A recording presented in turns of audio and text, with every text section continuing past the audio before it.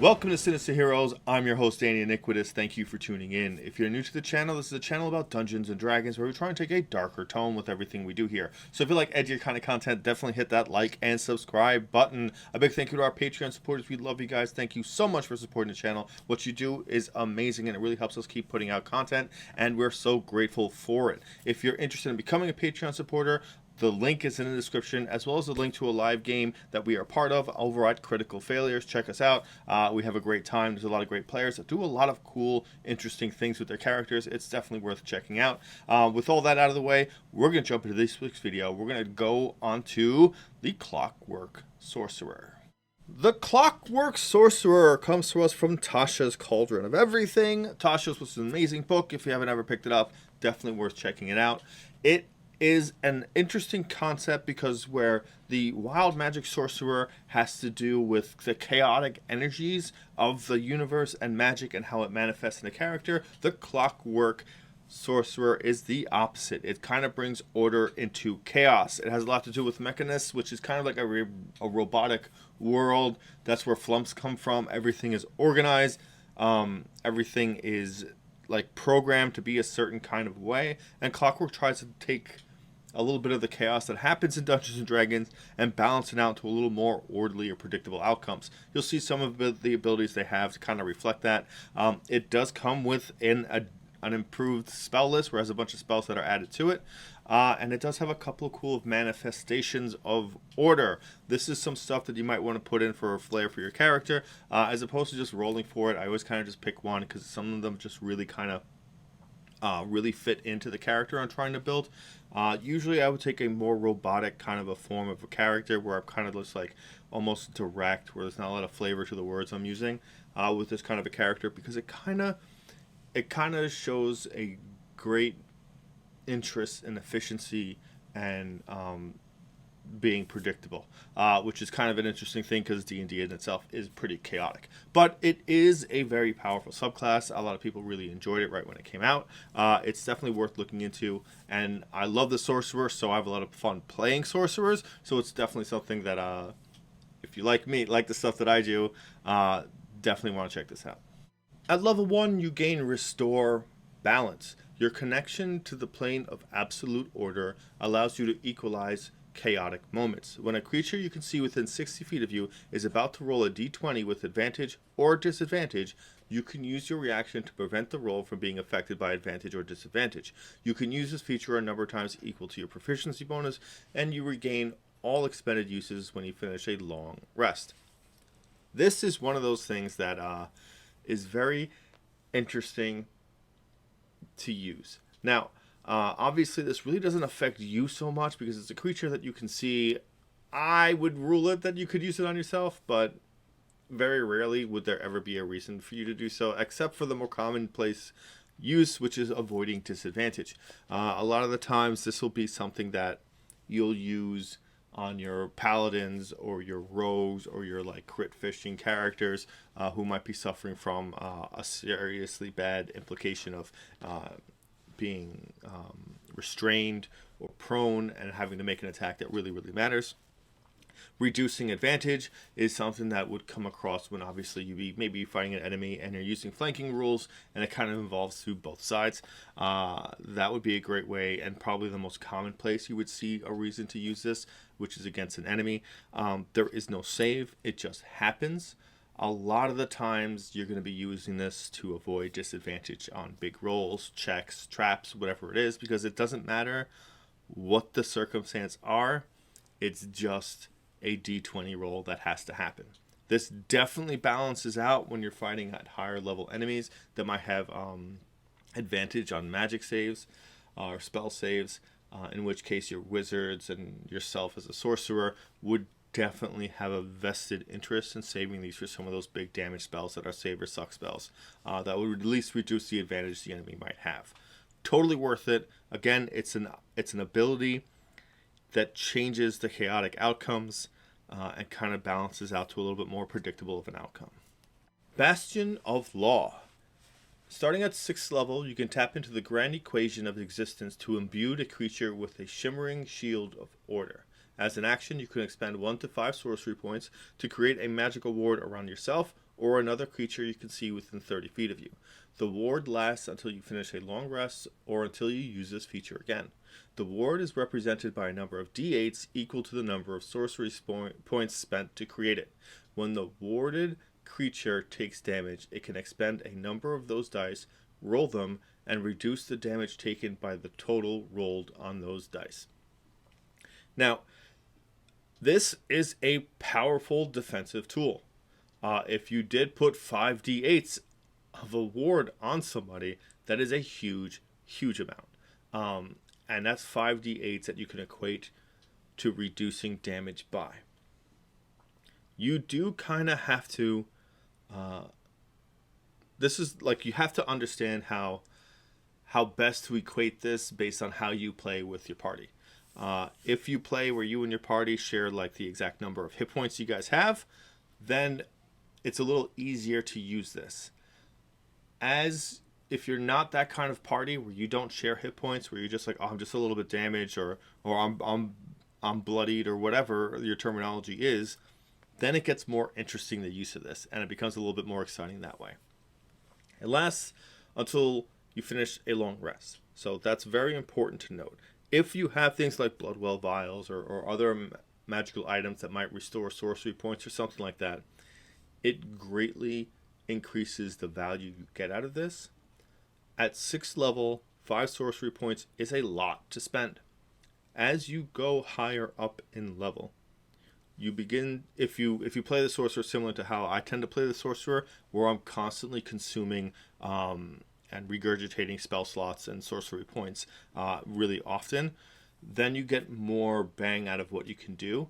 At higher levels, you're not really spending a lot of 1st and 2nd level spells, so you'll probably be chewing through those. A very popular multi-class, even though, again, I'm not a very big multi-classing guy, is Warlock and Sorcerer, because once you hit a certain level in Warlock, you get 2 sorcery points at 2 spell slots that are spell slot level 2 that you regain after a short rest, which is a great thing to consume for sorcery points, and you get them back at a short rest, so it's beneficial to you to use pretty regularly. And if you have more sorcery points, or if you continuously use that ebb and flow of sorcery points, this becomes better. At higher levels, this becomes better. A d8 isn't a huge amount of damage as itself, but if you use this as a damage mitigation tool as opposed to a damage absorption tool, it works out better to your benefit. Taking a d8 of damage off a couple of turns sometimes ends up being better than just consuming the whole ward in one turn. It's a little tricky to kind of do that math in a way that makes a lot of sense, but sometimes if you're using it on certain characters, that maybe you're using it on a fighter that has second wind, or a barbarian that just wasn't in rage at that point, or you have a sorcerer or something that has some other ability that can reduce damage, a wizard. Those kinds of things would work in conjunction with this, so for them to burn the whole thing might not be in their best interest. Sometimes you want to see a damage coming in, and maybe it's not like a disintegrate or a fireball or something, and you just need to take a little bit off because maybe you made the save and it's still a big hit, but you want to just mitigate some of that and still maintain a prolonged use of this ability. It could be very, very beneficial to you. Again, if you do this first thing in a day, that's a couple of fights, a short rest where somebody can use some hit dice to restore HP, and a couple of other fights. Determining that depends on what kind of campaign you're in, but this has longevity in those kinds of circumstances. So kind of try and spend some time really thinking out the future of the day, and this gets better. Trance of Order. Starting at 14th level, you gain the ability to align your consciousness with the endless calculations of Machinus. As a bonus action, you can enter this state for 1 minute. For the duration, attack rolls against you can't benefit from advantage, and whenever you make an attack roll, ability check, or saving throw, you can treat a roll of 9 or lower on the d20 as a 10. Once you use this bonus action, you can't use it again until you finish a long rest, or until you spend 5 sorcery points to use it again. Now, with proficiency bonus being pretty high as you go up in levels, you can really make some impressive amounts of consistent rolls once you hit that level. Because at 14th level, your proficiency bonus is a +5. If you have a +5 in your attack roll, you're now swinging at a pretty hefty +10. And if you rolled a 9 or lower, it counts as a 10, so your attack roll is pretty stagnant at 20. So you're basically, you can't miss on attack rolls. It's pretty effective.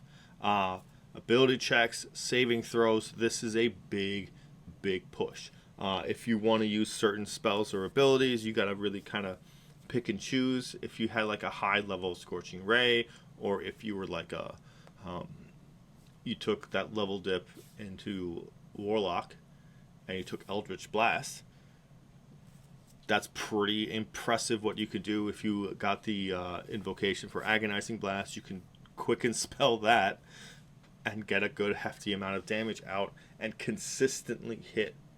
The ability to consistently hit is something that's very, very rare. And your saving throws are through the roof. You can't roll lower than a 10. If you have proficiency in no saves, you've made it. You've made it. You really are almost like absolute in whatever it is you're going to do for this 1 minute. This is your time to go Nova. This is where you go super hard on whatever it is you're doing. And it has out of combat applications as well, because you can use them on ability checks. You can use them on persuasion. You can use them on intimidation. You can use this on making a jump, athletic checks or acrobatics checks, or whatever sleight of hand you desperately need to work out. This all works for that. It's applicable in all scenarios. It isn't anything that's visible. You just kind of like your mind just kind of focuses into like this pure state. So like it's not detectable. You can just use it and just knock out whatever it is you're doing. If you're playing a heavy role-playing campaign at 14th level, you are pretty impressive with adventuring and role-playing circumstances and mitigations and dealing with high powerful nobilities or deities or whatever it is. That's really strong for you. At 18th level, you gain the ability Clockwork Cavalcade. I hope I said that correctly, but the way the ability works is you summon spirits of order to expunge disorder around you. As an action, you summon the spirits in a 30-foot cube originating from you. The spirits look like modrons or other constructs of your choice. Spirits are intangible and invulnerable, and they create the following effects within the cube before vanishing. The spirits restore up to 100 hit points, divided as you choose among any number of creatures of your choice in the cube. Any damaged objects entirely in the cube are repaired instantly. Every spell of 6th level or lower ends on creatures and objects of your choice in the cube. Once you use this action, you can't use it again until you finish a long rest, unless you spend 7 sorcery points to use it again. I know early on I mentioned flumps. I really meant modrons, and I apologize. It wasn't until I read this ability I was like, oh wow, I'm a genius. But as an action, to be able to restore 100 hit points to everyone within 30 feet, divided up between everyone within 30 feet of you, is a very powerful heal spell. Just as an action. To be able to do this once is great. The other things really are kind of interesting. The damaged objects being entirely repaired. I guess if you're on a bridge that's collapsing, maybe that might work. It's really circumstantial, that particular rider of this ability. But there is no limit on what that item is. If it's an object, anything's really an object. I don't know exactly, or I don't recall any rules kind of separating objects from being objects. There are magical objects and other objects, but nothing is not an object. I would decree, if you are 18th level, and a magical item somehow managed to be destroyed or broken, I would argue that this could repair it. Again, it depends on your DM and your circumstances that you're in, but I think that's a logical ability considering you're 18th level. You're basically warping the fabrics of reality whenever you feel like it. So this seems kind of on par with that kind of a level. Every spell of 6th level or lower ends on a creature and objects. So that's interesting. Depending on what you're in or what sort of spells are occurring or cursed things are happening, 6th level spells can be pretty tasty. So that could be really, really beneficial, especially in combat and out of combat for adventuring purposes. The important thing to note, all 3 of these effects happen. All of them. And it happens within like 6 seconds. Because this isn't like a enduring ability. It just happens in an action. So all of these 3 things happen no matter what. So depending on your circumstances, maybe there's spells and effects or whatever it is that need to end. So you're a spell weaver. If you see a wizard or an enemy lich or something, if they have any 6th level or lower spells being cast currently on them, those just go away. And that can help turn the tides of battle. Same thing with any other creatures that are out there. So it's important to take advantage of this almost as like a debuff as well as a defensive ability. It's powerful. It's a little weird to use effectively, but if you use it just as that heal, that's a huge ability on its own. The Clockwork Sorcerer is this interesting kind of melding of a kind of character in a chaotic world, bringing order to it. It's a little unusual because of the chaotic nature that D&D tends to really have, especially with failures and successes kind of almost being random and exciting outcomes. It does play around with a bunch of cool and interesting ideas. This is a subclass like a bunch of others that if you manage to play a high level campaign makes a big difference. Because if you hit 20th level, then you see the full scope of what a full spellcaster can do, and it's pretty impressive. That being said, the Clockwork Sorcerer has this interesting dynamic because I like more chaotic abilities. I like characters that have more of a freeness to them or a very self-centered idea. Lawful is a little tricky for high charisma characters because you're either like a tyrant or you're kind of like leading people to a certain type of something, whether it's an idea or freedom or whatever it is. And to surround that with this kind of formulaic ability to it is something that personally I don't grasp really well, but there's a lot of availability to create a character that does a lot with that can be a great leader or whatever it is. High charisma characters, you have this innate kind of ability to just have people gravitate towards you, and you should really use that to your advantage whenever you can. And the Clockwork gives you a great opportunity to meld a lot of those ideas and mitigate some of the randomness or some of the negative outcomes that can come out. That alone is a pretty impressive feat, and I do give them credit. A lot of people really love this subclass. Definitely give it a shot. And with all that said and done, a big thank you to all of you for sticking through all the way to the video. If you haven't subscribed already, definitely subscribe. Definitely hit that like button. Staying all the way to the end and doing those things really makes a lot of a difference for us. And a big thank you to our Patreon supporters. We love you guys. Thank you so much for supporting the channel. Again, if you're interested in becoming a Patreon supporter, the link is in the description, as well as the link to our good friends at Critical Failures, where we happen to be lucky enough to play with them on Wednesday nights. With all that said and done, thank you for giving a spooky kid a chance.